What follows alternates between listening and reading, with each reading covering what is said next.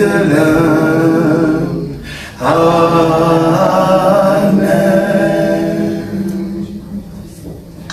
Hallelujah.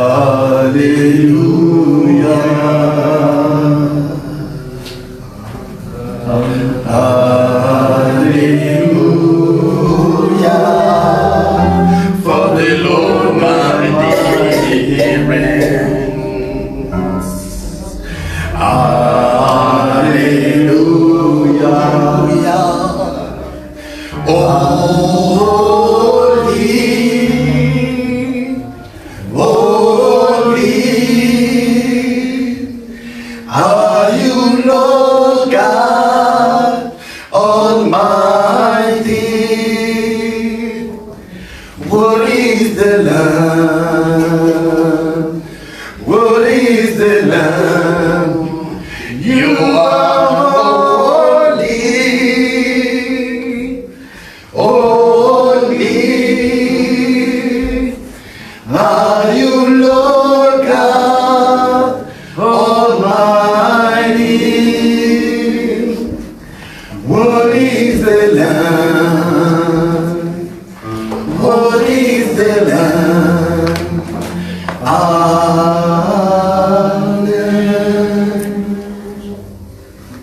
Thank you, Jesus. Merci Seigneur Jésus-Christ. Merci le véritable Dieu.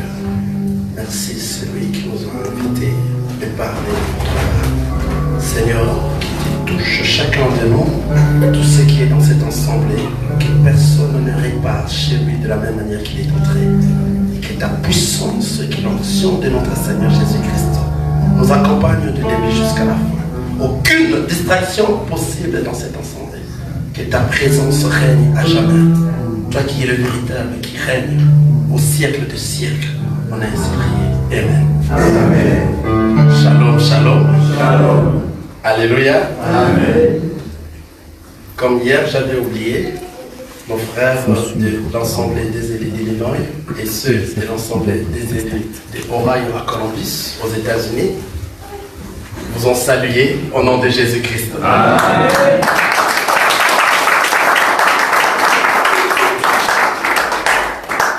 Amen. Amen.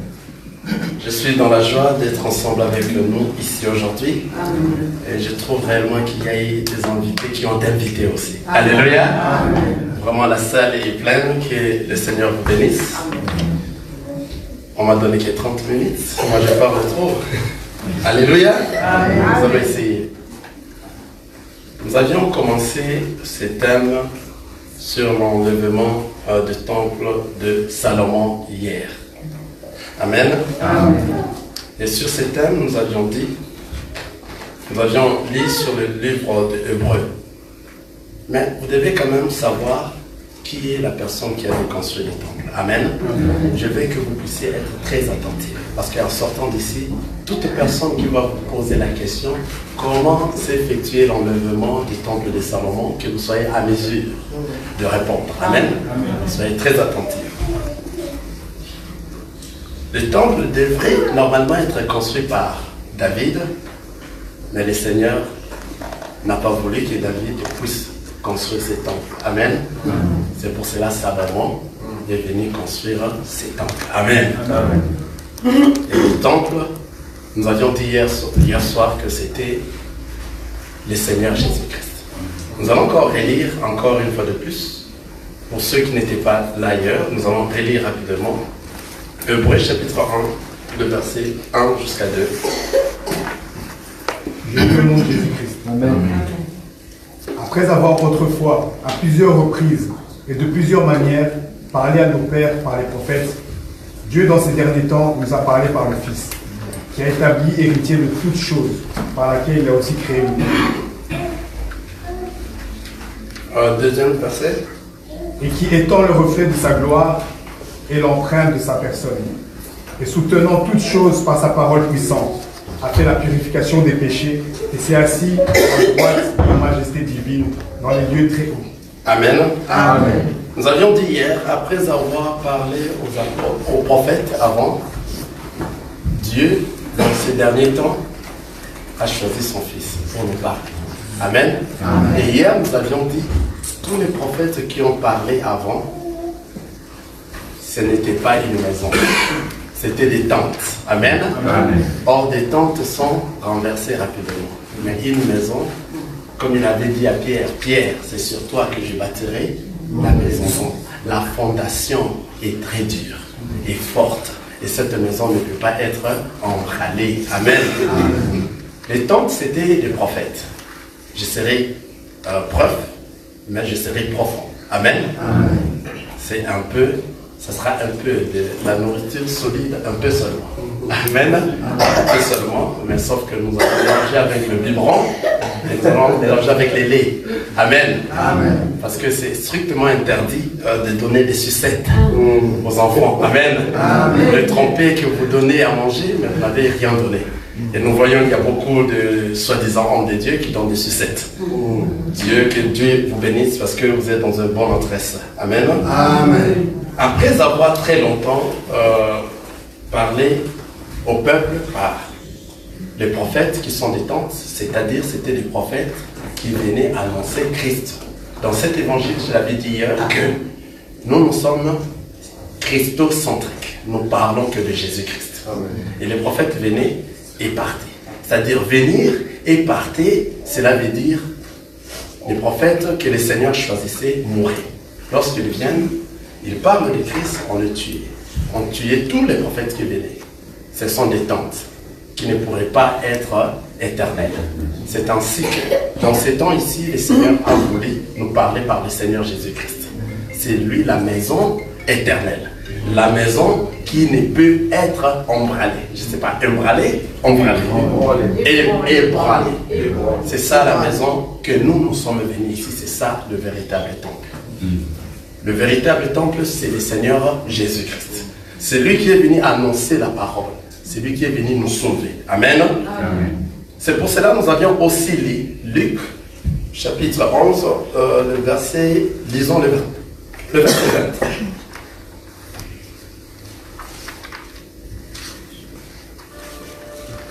Mais si c'est par le doigt de Dieu que je chasse les démons, le royaume de Dieu est donc venu vers lui. Amen. Mais si c'est par le doigt de Dieu qu'il chasse les démons, le royaume de Dieu est venu vers vous. Mais avant cela, nous avions vu comment est-ce que ce royaume est venu. Hier, nous avions lu le livre de Matthieu, chapitre 1, du 20e verset jusqu'au 25e verset. Nous avions vu que le Seigneur Jésus, si on peut encore la relire rapidement, parce que ça va nous donner directement l'accès à ce que nous allons parler aujourd'hui. Matthieu, chapitre 1er, du 20e au 25e verset.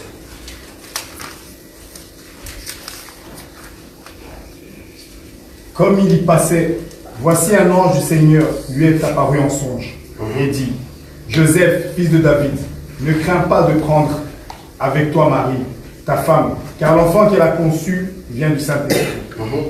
Elle enfantera un fils et tu lui donneras le nom de Jésus.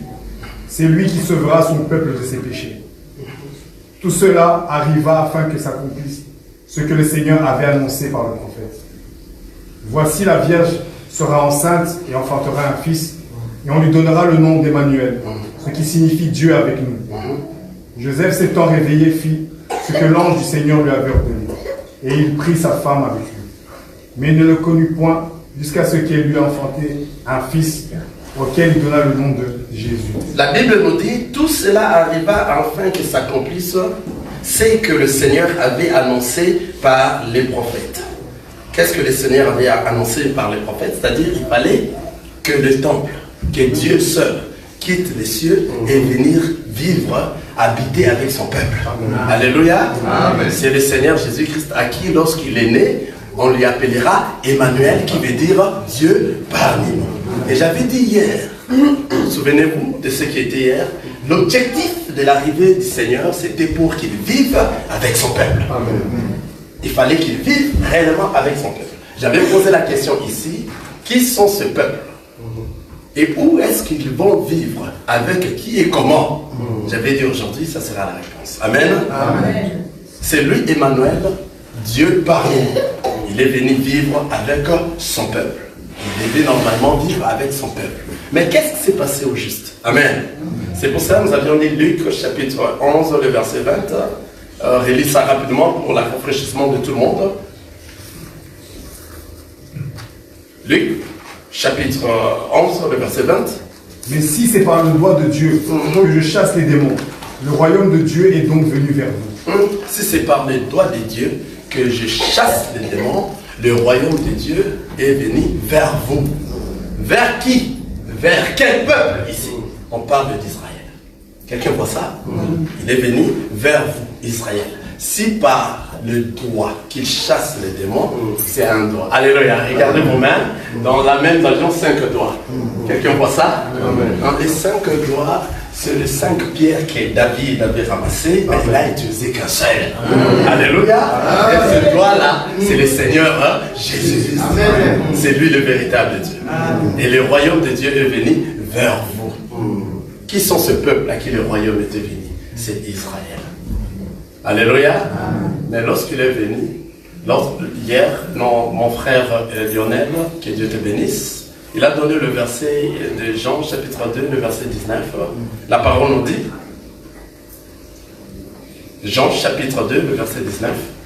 Jésus leur répondit, détruisez ce temple, et en 3 jours je le révélerai. Jésus leur répondit, détruisez ce temple en 3 jours. Je le révélerai. C'est-à-dire, il parlait de lui-même. Le temple à question que nous sommes en train de dire aujourd'hui, c'est le Seigneur Jésus-Christ. Et Jésus dit que lorsqu'il est venu chez eux et chez les siens, et les siens ne l'ont pas reçu. Jean, chapitre 1, disons c'est là. Je suis venu chez les siens et les siens ne m'ont pas reçu. Il fallait qu'il soit tué. Il savait tout cela, que c'est lui le temple qui ne va pas être reçu à Israël. Alors, qui sont ce peuple qui doivent le recevoir? Nous allons lire encore aujourd'hui Matthieu chapitre 20, 21, dans le verset 42. 43, merci. Suivez très attentivement. Jésus leur dit, n'avez-vous jamais lu dans les Écritures la pierre qu'on rejette? La pierre qu'ont rejetée ceux qui bâtissaient est devenue la principale de l'angle. C'est du Seigneur que cela est venu. Et c'est un prodige à nos yeux. C'est pourquoi je vous le dis. Le royaume de Dieu vous sera enlevé et sera donné à une nation qui en rendra les fruits. Amen. Quelqu'un a dit ça? Amen. C'est-à-dire, le royaume des cieux est venu sur la terre, il est venu vers Israël, mais Israël n'a pas reconnu. N'a pas reconnu ce royaume. N'a pas reconnu et n'a pas accepté le Seigneur Jésus-Christ. Dans sa vie, c'est-à-dire Israël a rejeté le Seigneur Jésus-Christ. Comment on a vu que Israël a rejeté le Seigneur? En le tuant sur la croix.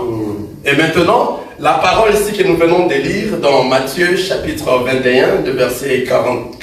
Lis-moi rapidement 43. C'est pourquoi je vous le dis, le royaume de Dieu vous sera enlevé et sera donné à une nation qui en rendra les fruits. C'est pourquoi je vous l'ai dit, le royaume de Dieu vous sera enlevé et sera donné à une nation qui en rendra le fruit. Ah, ce n'est plus Israël. Donc, c'est-à-dire, lorsqu'on va tuer le Seigneur Jésus, vous savez, après avoir tué le Seigneur, on l'a mis en dehors de la ville. Amen. C'est en dehors de la porte. C'est la dîme qu'on avait dit au peuple d'Israël. Vous allez manger votre dîme le premier jour. Après avoir mangé, le deuxième jour, le troisième jour vous-même. Et au troisième, le premier année, le second et la troisième année. À la troisième année, pendant la troisième année, vous allez faire quoi? Sortir vos dîmes dehors. Cette dîme-là, c'était le Seigneur Jésus-Christ qui devait sortir dehors. Pour quel peuple qui devait avoir cette dîme? Ce sont les nations. Amen.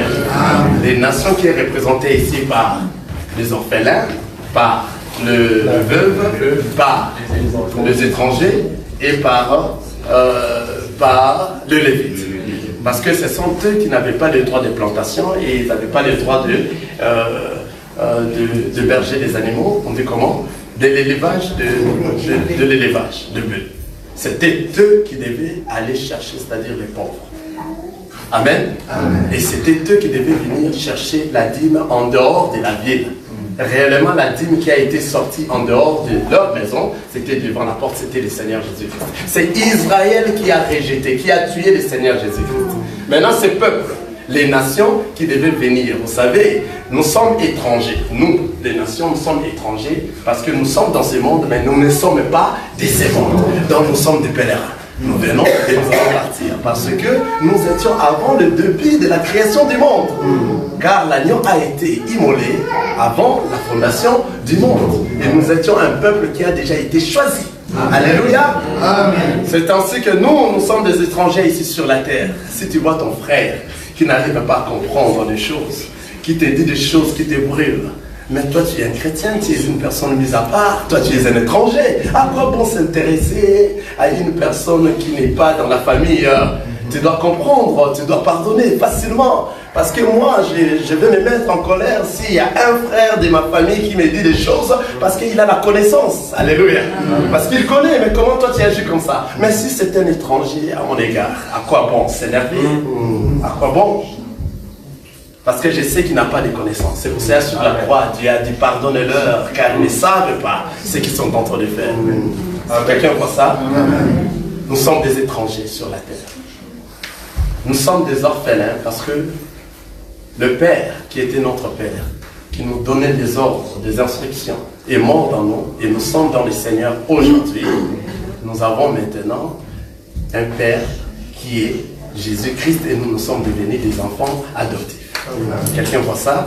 Nous les nations, nous sommes de veuves parce que notre mari à qui nous étions soumises, les diables, c'est lui qui nous donnait des instructions à faire. Et nous étions dans le monde, on obéissait cela. Dans nous, en réalité, il est mort. En réalité, il n'est plus. Et comme il est mort, c'est lui qui va s'occuper de nous actuellement. C'est le Seigneur Jésus-Christ. Le Lévite, vous avez vu dans la Bible, il y a eu Joseph d'Arimathée et Nicodème, après la mort de Jésus, et qu'on a pris son corps qui est la dîme, on l'a mis où? En dehors de la ville. Joseph d'Arimathée, qui était un Lévite, et qui là, l'autre là, c'est Nicodème, aussi était un Lévite. Ils sont allés se précipiter pour avoir le corps de notre Seigneur Jésus. C'est-à-dire nous, lorsqu'on a rejeté, Israël a rejeté Jésus, c'est nous maintenant qui ont reçu le Seigneur Jésus-Christ. Et il est venu chez nous. Alléluia. Amen. Et notre corps maintenant est devenu les temples. Quelqu'un voit ça? Notre corps est devenu les temples. Que le Seigneur bénisse. Le Seigneur est venu chez nous. Maintenant, nous, les enfants de Dieu, c'est nous maintenant qui habitons ensemble avec lui. Amen. Et lorsqu'il est mort, il doit ressusciter ensemble avec nous. C'est nous qui sommes le peuple à qui lui est venu chercher. Et nous représentons l'Israël céleste. C'est-à-dire, si tu marches à la crainte de la parole du Seigneur et tu le mets en pratique, tu ne seras pas un hypocrite. Amen. Je vais continuer après que notre frère, il y a un verset qui m'arrive, que vous puissiez, qui va nous aider à continuer ici. Et vous allez voir comment est-ce qu'à la fin, parce que lorsqu'on dit le temple qui sera enlevé, je vous ai dit au début, l'objectif, c'est un peuple qui va vivre avec le Seigneur. C'est-à-dire, le Seigneur est venu pour vivre avec un peuple. Mais ce peuple, Israël, a rejeté le Seigneur. Alors, ce qui a été dit ici, il fallait que ce qu'avait dit le prophète, que cela se fasse quoi? S'accomplisse. Mais lorsque Jésus est venu à Israël et on l'a rejeté, c'est comme si cette parole n'a pas été complète. Maintenant, où cela doit être complète? Lisons, mon frère, dans Apocalypse chapitre 21, le verset 22 jusqu'au verset 23. Nous lisons Apocalypse chapitre 21, le verset 22. Je ne vis point de temple dans la ville, car le Seigneur Dieu Tout-Puissant est son temple ainsi que l'agneau. La ville n'a besoin ni de soleil, ni de lune pour éclairer, car la gloire de Dieu l'éclaire, et l'agneau est son flambeau. Les nations marcheront à sa lumière, et les rois de la terre qui apporteront leur gloire. Ses portes ne se fermeront point le jour, car il n'y aura point de nuit. On y apportera la gloire et l'honneur des nations, Il n'entrera chez elle rien de souillé, ni personne qui se livre à l'abomination et au mensonge. Il n'entrera que ceux qui sont écrits dans le livre de vie de l'agneau. Alléluia. Quelqu'un soulignait le dernier verset. La parole nous dit ceci. Je suis dans l'Apocalypse chapitre 21, le verset 27. Il n'entrera chez elle rien d'essuyé, ni personne qui se livre à l'abomination et au mensonge. Il n'entrera que ceux qui sont écrits dans les livres de vie de l'agneau. Mais où? Regardez un peu beaucoup plus au-dessus. Nous avions dit dans 23, la parole nous a dit, la ville n'a besoin ni du soleil, ni de la lune pour l'éclairer. Car la gloire de Dieu l'éclaire, et l'agneau est son flambeau. Les nations marcheront à sa lumière, et le roi de la terre y apporteront leur gloire. Ses portes ne se fermeront point les jours, car il n'y aura point de nuit. On y apportera la gloire et l'honneur des nations. Alléluia.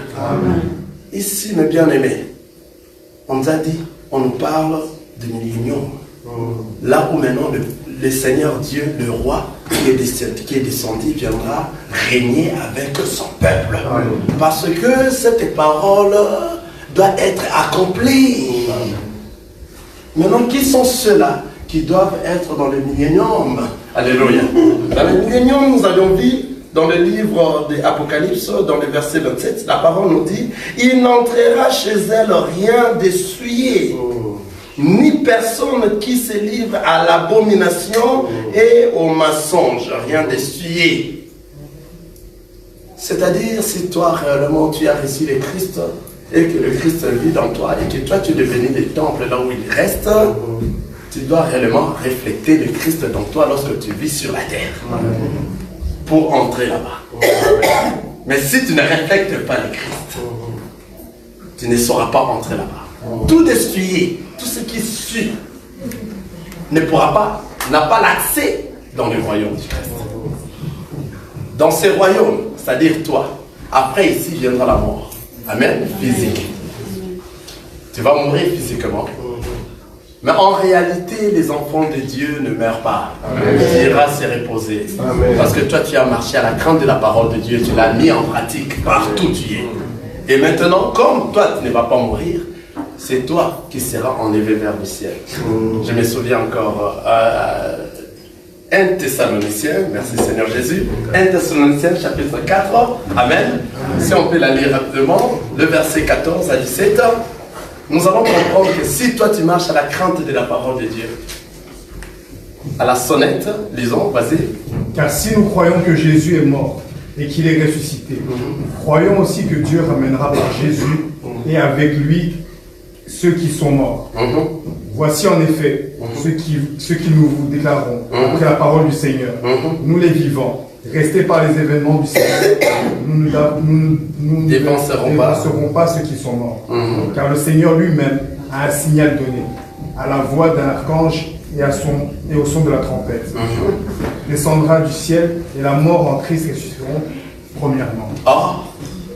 Les morts en Christ ressusciteront premièrement. Donc ça dit, nous ne craignons pas la mort. Donc ça peut venir maintenant là. Je sais que moi, je vais aller me reposer. Et sache que si longtemps tu vis encore, la mission que le Seigneur t'a donnée n'est pas encore finie. Amen. Il ne faut pas se dire, non, mais comment c'est cela, je n'ai rien, les autres en ont, mais comment moi j'en ai pas. Mais toi tu es différent des autres, toi tu es l'enfant de Dieu. Car la vie d'un enfant de Dieu dépend de la position que Dieu veut qu'il soit sur la terre. Il va te donner une position que lui seul dépend parce que toi tu es son enfant. Il t'a envoyé en mission, afin que toi tu accomplisses la mission qu'il t'a envoyée sur la terre. Il ne faut pas avoir de chagrin. Sur la terre, il ne faut jamais avoir de chagrin. Car ta vie ne dépend pas des hommes. Ça ne dépend même pas de toi-même. Ça dépend de celui qui t'a donné la mission. Celui qui te connaît. Il sait que lorsque tu es dans cette mission, alléluia,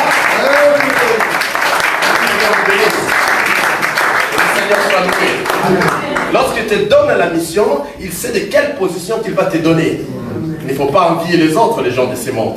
Toi, tu es une personne mise à part. Amen. Ta vie dépend de la position que lui seul veut que tu sois sur la terre. Pour que tu accomplisses la mission qu'il t'a donnée sur la terre. Amen. Soit cette position peut être de misère, comme Lazare dans la doctrine, de misère comme Lazare. Il est mort, misérable dans le ciel et ici sur la terre. Mais au ciel, c'est lui qui est le plus riche. Alléluia. C'est lui qui est le plus béni. Mais tu as cette position ici sur la terre et tu es enfant de Dieu. Tu as encore des remords. Mais non, dis-toi que tu n'es pas enfant de Dieu. Car ta position dépend de celui qui t'a donné la mission. C'est lui qui sait que si je te donne cette position ici, tu sauras accomplir la mission que je t'ai donnée sur la terre. Si je te donne cette position, tu sauras accomplir la mission. C'est-à-dire, il peut te donner la portion de la richesse comme de la pauvreté. Ne fût-ce que tu accomplisses la mission que le Seigneur t'a envoyée sur la terre. Alléluia. Quelqu'un comprend ça? Ah, il ne faut plus y avoir de chagrin. Il ne faut plus jamais avoir de chagrin étant enfant de Dieu. Si vous êtes enfant de Dieu, vous n'avez plus de chagrin. Il n'y en a plus. Parce que tu sais réellement que toi, tu serves le véritable Dieu. La parole nous dit, pour entrer là-bas, rien d'essuyé, ni des personnes qui se livrent à l'abomination et au mensonge. L'abomination, je vous dis, c'est de ne pas obéir la parole de Dieu. C'est marcher en dehors de la parole de Dieu. Ce sont ceux-là que nous appelons des orgueilleux. Si vous êtes orgueilleux, est-ce que moi je te dis, tu es un orgueilleux, ne pas orgueilleux des choses de ce monde. Si vous êtes orgueilleux, c'est-à-dire vous refusez à écouter la parole et le mettre en pratique. Ceux-là qui ne veulent pas réellement suivre cette parole. Il y a pas mal d'orgueilleux dans le monde actuellement. Il y a pas mal de pasteurs qui ne donnent pas réellement cette parole. Car la parole ici, vous devez la manger à son entièreté. Et qui est celui-là qui doit être le frère de Jésus? C'est celui que Jésus est en train de dire, qui sont mes parents, qui sont mes frères. Ce sont ceux qui écoutent cette parole et la mettent en pratique. Si toi tu n'écoutes pas cette parole, tu ne la mets pas en pratique, tu n'es pas le frère de Jésus. Et tu n'es pas aussi notre frère ici. Nous n'allons pas te reconnaître. Alléluia. Nous n'allons pas te reconnaître. C'est-à-dire, lorsque tu es un homme de Dieu, tu parles la parole du Seigneur et tu le parles autrement de ce qui a été écrit et tu n'arrives pas à ressortir des révélations à l'intérieur, tu ne fais que répéter les Écritures et tu es à côté, tu fais des pratiques qui ne donnent pas la lignée qui va nous ramener auprès du Seigneur et que nous soyons enlevés du temple du Seigneur Jésus. Sache que toi, tu ne mets pas en pratique ce que le Seigneur avait dit. Donc tu n'es pas notre frère. Aujourd'hui, vous savez déjà comment ça se passe partout. Il faut être vigilant. Il faut être très vigilant parce que Dieu m'a donné grâce de prêcher sur la vigilance. J'ai démontré au pasteur Roger de me dire pour les temps, parce que je parle un peu trop. Amen. De regarder bien les temps, si c'est fini, je vais réellement respecter. Amen. Donc, pour terminer, amen. Les 30 minutes, c'est trop peu. Alléluia. Vous allez m'excuser. Nous allons terminer. La parole nous dit, rien de souillure ne peut entrer dans le royaume des cieux. Personne qui se livre à l'abomination, au mensonge. Il n'entrera que ceux qui sont écrits dans les livres des vies de l'agneau. Qui sont ceux-là? Ce sont ceux-là qui sont venus de l'éternité et ils vont retourner à l'éternité. C'est-à-dire de l'éternité à l'éternité. Ce sont ceux-là qui vont vivre ensemble avec le Seigneur Jésus-Christ dans son royaume. C'est-à-dire après la mort, toi tu seras ressuscité. Et toi, tu seras enlevé le premier, et nous, les vivants qui restons, nous serons enlevés ensuite, et nous irons d'abord dans la fête des noces, vous le savez, alléluia. Ce n'est pas tout le monde. Ah, docteur, 2 minutes seulement. Amen. Ce n'est pas tout le monde qui va aller à la fête des noces. Alléluia. Parce que la Vierge folle va rester, Israël va rester aussi. Aïe, aïe, aïe, aïe, aïe, aïe. Ça va être de brûlure que de brûlure. En tout cas, j'intercède afin que toi tu ne restes pas. J'intercède que toi Persévère dans la foi, afin que tu sois enlevé. Parce que nous allons descendre avec les Christ.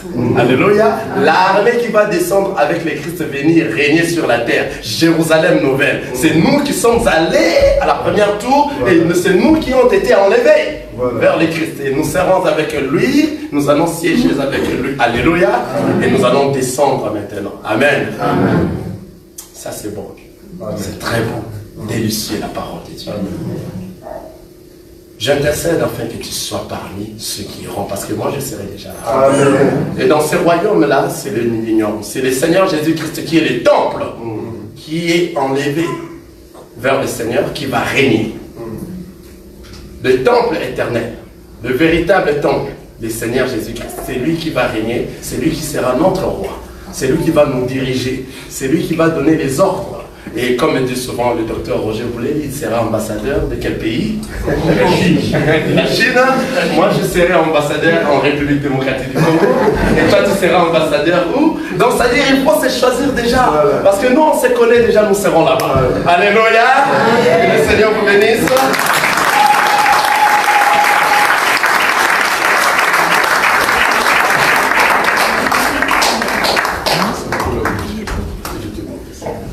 Nous acclamons le Seigneur.